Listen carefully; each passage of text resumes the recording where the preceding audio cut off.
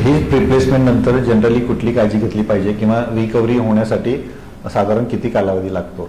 Generally heap replacement केल्यानंतर patient हे 6 ते 8 आठवड्यामध्ये पूर्णतः रिकवर होतात। ज्या पेशंटच्या हाडाची कंडिशन थोडीशी खराब असते किंवा ज्यांना ऑस्टिओपोरोसिस सिव्हिअर असतो अशा पेशंटच्या रिकव्हरीमध्ये थोडा कालावधी जास्त लागू शकतो।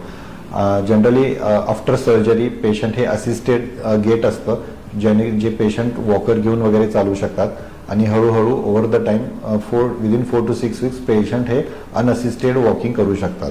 आणि जनरली अशा पेशंटनी जमिनीवर बसणे टाळावे किंवा स्क्वॅटिंग पोझिशन टाळावी किंवा खूप जास्त अनअसिस्टेड वॉकिंग जिनेवर खाली करणे ह्या गोष्टी टाळाव्यात, जेणेकरून हिअरिंग डिस्टर्ब होऊ नये।